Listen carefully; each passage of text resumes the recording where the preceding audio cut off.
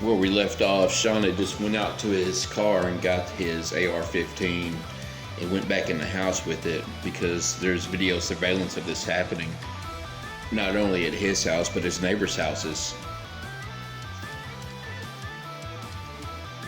And we know this is a child, a juvenile thinking.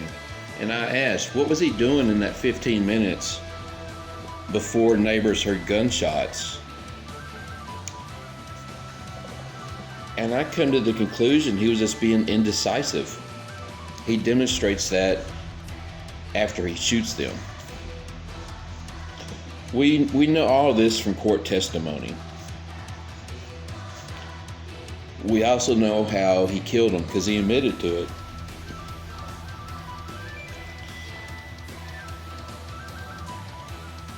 He shot his mom 5 times. In the meantime of shooting her, because his father and mother were laying in bed together, it was 3 a.m. The father wakes up and immediately goes for the gun. He grabbed the barrel. They know this because his hand was burned. Also, there's a gunshot through his hand. And I think that would be a natural response to reach for the gun. I mean, hindsight, it will burn the shit out of you, of course. He's done blasted off 5 to 7 shots. But killed him cold as hell.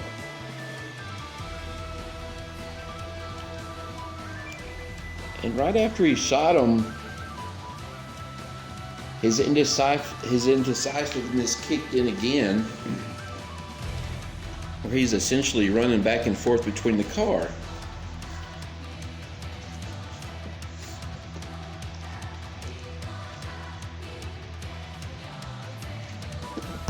The neighbors that heard the gunshots looked out the window. They knew the gunshots come from that direction, the Freese house. The neighbors looked out their window and saw the back of the Freese's house and saw every light on the house was on. And they saw somebody moving about the house. It was Sean.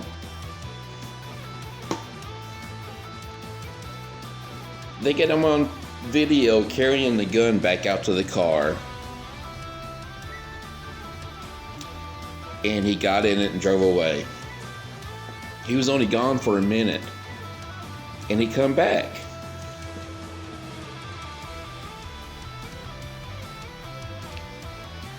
He parked in the driveway and sat there, and then he left again and come back 3 minutes later.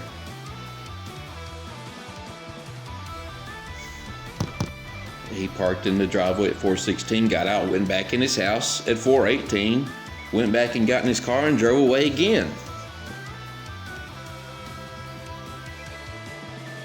While he was gone, he went to the McDonald's and got a drink, and he got home at 4:41. So his whole story about driving around for an hour and a half is totally blew out of the water just because of video.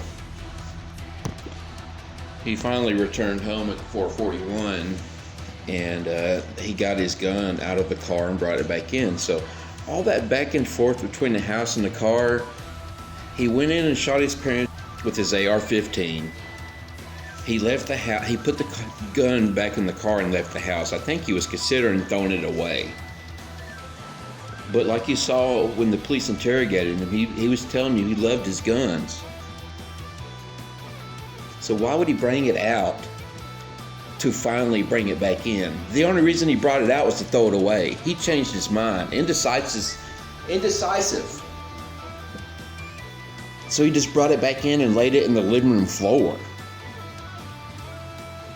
That doesn't make sense. I mean, hindsight is what it is, but why would someone break into his house at the moment he left to go get a Coke from McDonald's, use his gun just to kill the 2 parents and leave the gun? I mean, that's probably like a $700 gun. The guy didn't take nothing. So all he did was sneak in the house at 3:40 in the morning, kill 2 people, and leave with nothing. And you saw how casual he was in the interrogation. Feet propped up on the chair, telling the police he's got 2 loves, video games and guns. He said he loved that gun. When he bought it, he felt so proud of himself. Because he's beta. And that's the problem. That is why so many children are killing their parents now. It's because they're beta. They're raised to be beta. When I was young, it wasn't cool to be a little sissy boy. Being beta wasn't an option, and now it is, and that's the problem. You see, what we didn't hear was, during that argument with his mom she was at the end of the line. And for a beta child, your parents control your life. They can literally crush your life because you're so beta, you can't see no other alternative. I bet she took away his video game. I bet she unplugged it. She might have ripped it out of the damn wall. She was going to destroy his life as far as he was concerned because he was beta. So it's not cool raising little...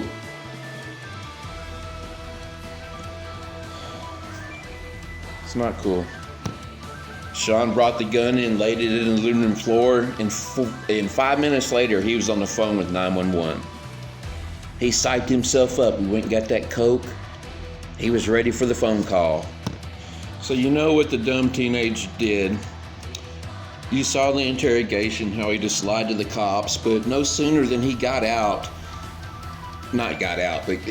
he was arrested during the interrogation, but he was allowed to make a phone call, and he called his friend and told his friend the truth, that he did it. He snapped.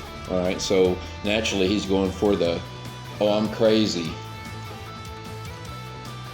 So what's the defense do? They hire a psychiatrist and people to evaluate him.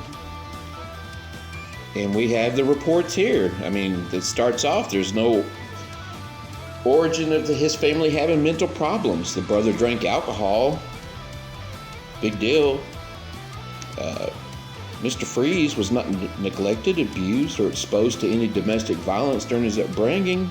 He enjoyed a good home life with sufficient love. In school, Freese was bullied. I mean, who wasn't in school, though? Such that he became truant frequently. Well, that's just an excuse. I mean, who wanted to go to school? Who enjoyed it? He performed poorly, and so he repeated a grade before dropping out after the 11th year. So he didn't even graduate. Why his parents allowed him to drop out as a junior? He performed poorly. He was 20 years old when this happened, and he was currently taking online courses. It said he was attempting to earn his high school diploma. I know it's hard raising kids. You fighting with them to get through high school and graduate. You're stressed out about their grades more than they are. And for them to let him drop out of 11th grade just tells me that they gave up on him. This mom was clearly fed up with this fat fuck, lazy piece of shit, not working, not doing nothing. 20 years old, playing video games and buying guns. Expensive guns. Where'd he get this fucking money? How is he buying marijuana? How is he paying for beer? I guess his parents were giving him cash. So that's on them. You raise a beta simp motherfucker, you can't expect him to be a productive man in society. They said he had a fucking driver's license and he drove a car his parents gave him. He didn't shop, cook, even though he could. Like, yeah, I guess he could. He cleaned his room from time to time.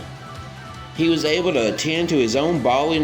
Well, that was awful big of him. At least he wiped his own ass. That's a lot to ask of a teen nowadays. Alright, so the parents made him clean his room from time to time and take a shower and wash his ass. But what did Sean enjoy doing? He says he enjoyed playing video games and cleaning his guns, practicing shooting and getting high. He socialized with few friends. He was dependent on his parents for financing and room and board. Well, that answers my question right there. They were giving him money to do all the stuff he wanted to do. And I've touched on that few friends bit before in my older videos, where I could not tolerate being around people that complained about their parents when I was 20 years old. I didn't care that they made them clean your room. I moved out at 18. I was living big boy life. I didn't hang around fucking loser beta piece of shit fat fucks playing video games, borrowing money from their parents to buy fucking marijuana losers. This is what betas have to look forward to. They're fucking simp piece of shit draws on society. You better teach your kids how to man up and fucking live in the real world. Fucking snowflake life's over. Beta's not cool. You can't be a transgender and we're not going to take care of you. Fucking get real. It says Mr. Freese was arrested previously. He was charged with trespassing, carrying a weapon. He had a knife in a sheath on his waist. So we got this 20-year-old kid LARPing, thinking he's a fucking ninja or something, trespassing. I wish there was more details on that. But for him to be driving around with an AR-15 in his fucking car, like, what kind of fucking beta is that? You need to carry a fucking machine gun around with you? You're afraid to go to the fucking store? And it says, before being jailed, he consumed alcohol socially. He smoked marijuana rather prodigiously. Why don't you just say he smoked a lot? Such often consisting of 7 or more blunt cigars of marijuana a day. He also smoked a pack of cigarettes. He underwent substance abuse treatment at some point, which his parents identified he had a fucking problem or he wouldn't have did that. He's also received mental health care. God damn, that is mind-blowing. Mind-blowing. Like this, who could have guessed this kid had problems? Who could have guessed? If there was only red flags. He had 2 parents in the house. He had a mama and a daddy in the house. Overlooking these red flags, you basically give up on your son. Yes, it blew my mind when I figured out what the parents were into. The parents were very busy, living that Facebook life. Here's the downfall of the betas. I mean, he complained of bothersome feelings of depression, anxiety in crowds, and occasional panic attacks. He also mentioned a fear of heights and a difficulty trusting others.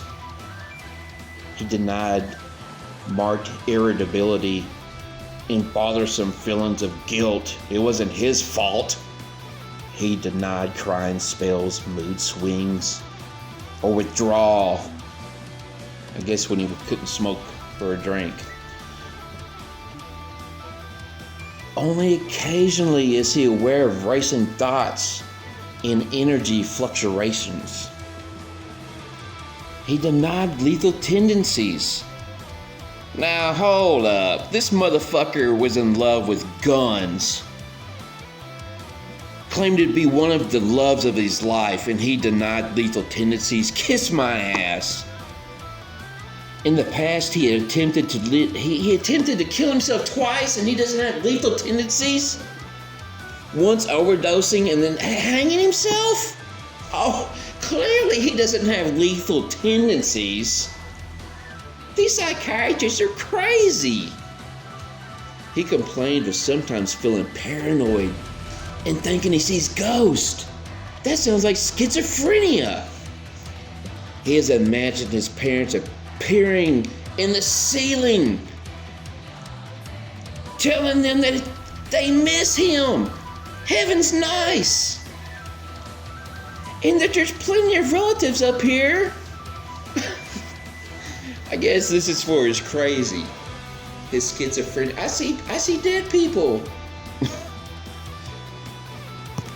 Note to self: when you kill people, Tell the police you see them in the ceiling telling you that they are happy that they are dead and they're with all their relatives, and it is wonderful, that it's not a big deal. And I see ghosts and dead people telling me stuff.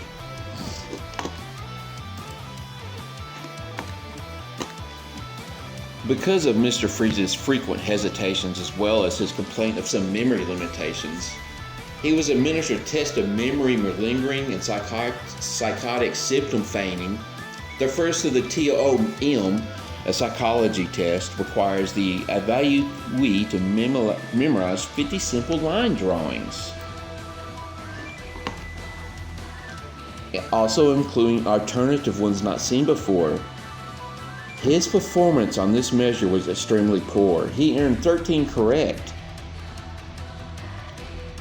on the first trial and only 11 on the second. His performance was far below chance.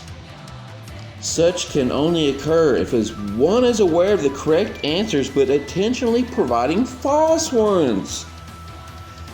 Sean appeared to be feigning memory limitations. Oh, that's a big hit on the I'm crazy. Uh-oh. Now there for a minute, I was only concerned about teens killing each other, but apparently teens are killing their parents now. Especially when they're lying about being in school. If you got a teen going to college, you better beware. And here again, this guy's claiming to be crazy. He's purposely getting questions wrong. The psychologists are wise to this. And that has to be what's going on with Sarah Boone. That's what fucked up Jodi Arias' case. They're not crazy. I mean, they probably are psychopaths. They don't have empathy, but they're not crazy. They have perfect memory. They know what's going on. That doesn't denote that they are children and juvenile in their thinking.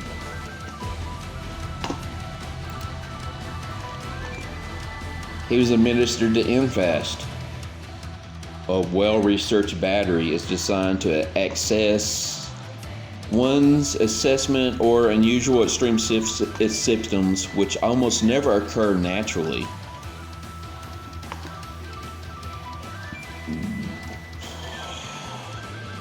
An MFAST score of 6 or above is highly suggestive of malingering psychology in both clinical and non-clinical samples, which means he's faking it. He scored a 19 out of 25. There again, for those following along, if you get more than a 6, reveals strong evidence of false responding on a malingering scale on this battery.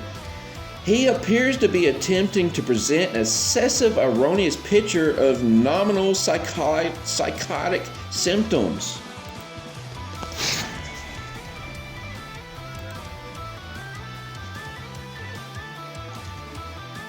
He was additionally administered a standardized and empiric-derived test of courtroom competency.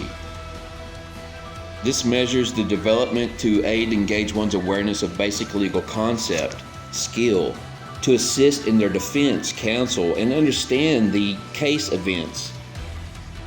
It was independently normed on a population of perfect persons of average and below intelligence, who in each case were otherwise determined to have been competent for trial or not. His performance on this measure was quite poor. Indeed, it fell below chance, which nearly always signals response feigning. It is easier to do well on these tests than structured interview above, since it requires only recognition memory for most answers. It reveals near certainty that Mr. Freese was aware of the correct answers he was aware of the correct answers to give, but intentionally respond false. It is recommended that Mr. Freese be regarded as competent for trial. He does not appear to lack factual or rational understanding of courtroom participants. and procedures and understanding of case events or skill to assist in the defense, despite his false representations on the contrary. And that's plain and simple. He's going to trial. He's going to face charges. Not that there's a defense that he can use. I mean, it's pretty obvious he shot both his parents. The court is not there to provide you the ability to lie. I mean, the facts are the facts. In some cases, there might not be enough facts to prove guilty. But in this case, unfortunately, like the Sarah Boone case, who filmed her crime, you're screwed. And he was screwed too. What did Sean get? He got 2 life sentences with no parole. He will die in prison. So his beta ass got what he wanted. Somebody's gonna take care of him forever. He don't have to do a motherfucking thing. There won't be no more guns or video games for him, the 2 loves of his life.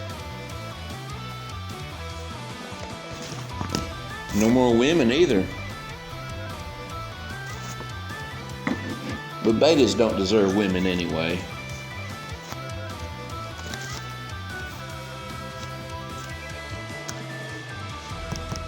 I think the problem first started with social media. Then it was the beta problem. And the beta problem falls into the transgender problem, but it's mainly a beta problem. The Facebook problem, like these parents, they gave up on the son.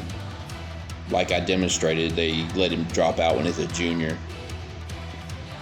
They were Facebook famous. They were probably volunteering in 10 to 12 different groups, feeding the homeless, doing all kinds of different stuff. I don't even want to guess what it was. I heard what they were into. It was like a whole list of shit that they were involved with. They should have got their son finished up.